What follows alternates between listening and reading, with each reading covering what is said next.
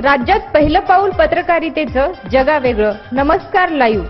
आम्ही करणार आहोत पत्रकारिता सर्वसामान्यांसाठी, प्रत्येकाच्या सन्मानासाठी. आम्ही तुम्हाला मिळवून देणार आहोत तुमचे हक्क. आमचा लढा असणार आहे तुमच्या प्रत्येक वेदनेसाठी. नमस्कार लाईव्ह.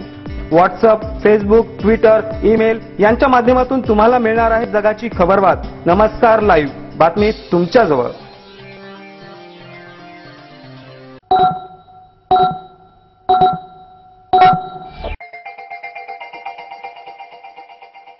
नमस्कार, मी भुजंग चव्हाण. आज दिनांक 14 ऑक्टोबर 2014. आपण ऐकत आहात नमस्कार लाईव्हचं सायंकाळचं बातमीपत्र. सुरुवातीला हेडलाईन्स. पृथ्वीराज चव्हाण यांचे स्वकीयांवरही खळबळजनक आरोप. विलासराव अशोकराव भ्रष्टाचारी, सिंचन घोटाळा देखील झाल्याचा खुलासा. निवडणुकीच्या पूर्वसंध्येला राज्य उत्पादन शुल्काच्या विभागाने पकडले 3,500चे मद्य. 4 जणांवर कार्यवाही. निवडणुकीसाठी नांदेड जिल्हा प्रशासन सज्ज. जिल्हाधिकारी धीरज कुमार यांची माहिती.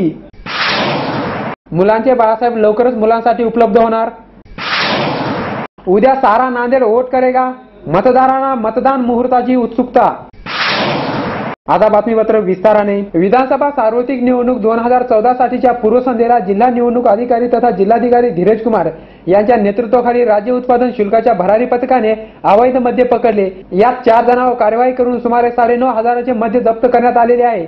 जिल्हाधिकारी धीरज कुमार यांनी मतदानाच्या पूर्वसंध्येला धडक कारवाई करून जिल्ह्यातील अवैध साठ्यावर कडक कारवाई करण्याचे आदेश दिलेले आहेत. मतदारांनी कोणत्याही प्रकारच्या आमिषाला बळी न पडता मतदान करण्याचे आवाहन करतानाच जिल्हाधिकारी धीरज कुमार यांनी मतदारांना संभ्रमित करणाऱ्या घटकांवर कडक कारवाई करण्याचे निर्देश निवडणुकीसाठी कार्यान्वित विविध संनियंत्रण पथकांना दिलेले आहेत. जिल्हाधिकारी धीरज कुमार यांच्यासह राज्य उत्पादन शुल्क विभागाचे निरीक्षक ए के पठाण, उपनिरीक्षक BS गुले यांच्या पथकाने सोमेश कॉलनी, चंदासिंग कॉलनी, कल्याणनगर येथे ही कारवाई केली. या कारवाईमध्ये 350 लिटर ताडी, देशी आणि विदेशी मद्य असा एकूण 9,500 रुपयांचा मुद्देमाल जप्त केला.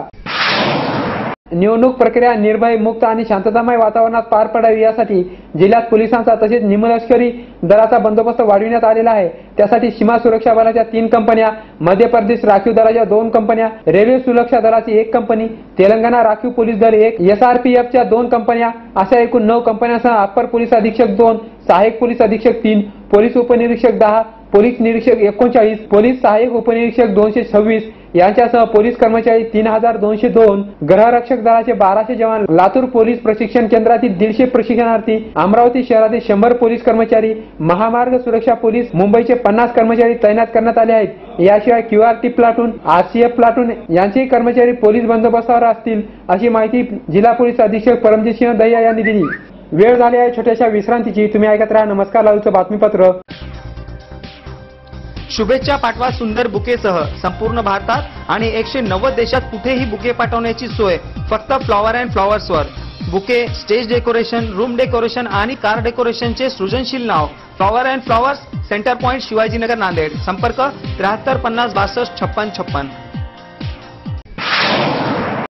आपल्या लोकप्रतिनिधीने अमुक कामे केली नाही, रस्ता केला नाही, हा विकास केला नाही, पाणी दिलं नाही, अशा असंख्य तक्रारी आपण करत असतो. परंतु तोच सुयोग्य लोकप्रतिनिधी आपण निवडावा ह्यासाठी मात्र आपण सुशिक्षित लोक सुद्धा प्रयत्न करत नाहीत. मतदानाचं प्रमाण अत्यल्प असतं. ह्यासाठी आपणच जर सुयोग्य उमेदवार निवडला तर ह्या अडचणी निर्माण होत नाहीत.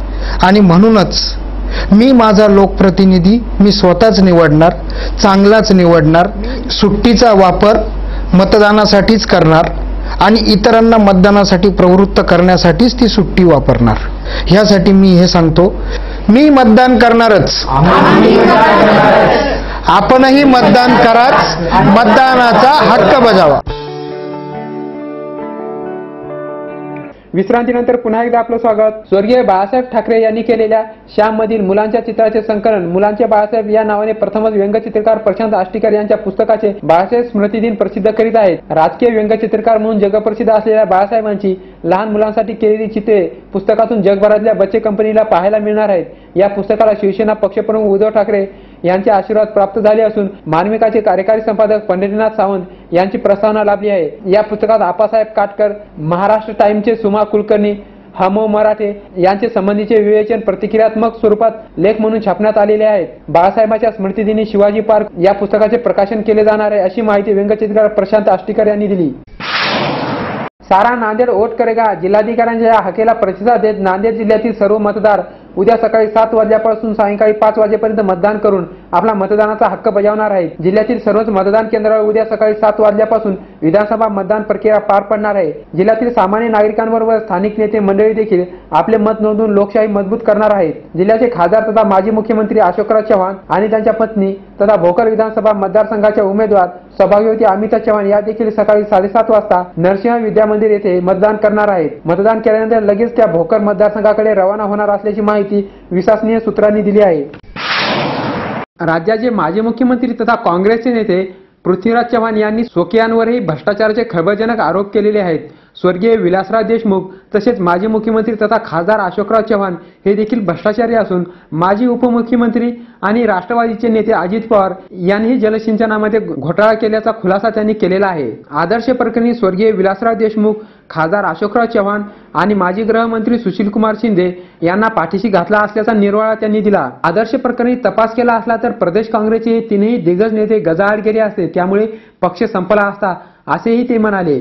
त्याचबरोबर राष्ट्रवादीचे नेते तथा माजी उपमुख्यमंत्री अजित पवार यांच्या जलसिंचन घोटाळा प्रकरणी आपण गप्प बसल्याचेही त्यांनी मान्य केले. आपण बोललो असतो तर अनेक नेते अडचणीमध्ये सापडले असते, असे त्यांनी एका वृत्तपत्राला दिलेल्या मुलाखतीमध्ये म्हटले आहे. पृथ्वीराज चव्हाणच्या या मुलाखतीमुळे काँग्रेसला घरचा आहेर मिळाला असून भाजपाने देखील त्यांच्यावर तोंडसुख घेतलेले आहे. पृथ्वीराज चव्हाण यांच्या या मुलाखतीमुळे राज्याच्या संपूर्ण राजकारणामध्ये खळबळ उडाली असून त्यानंतर पृथ्वीराज चव्हाण यांनी बोलण्यामध्ये काही चुका झाल्याचेही मान्य केले आहे. शेवटी पुन्हा एकदा हेडलाईन्स.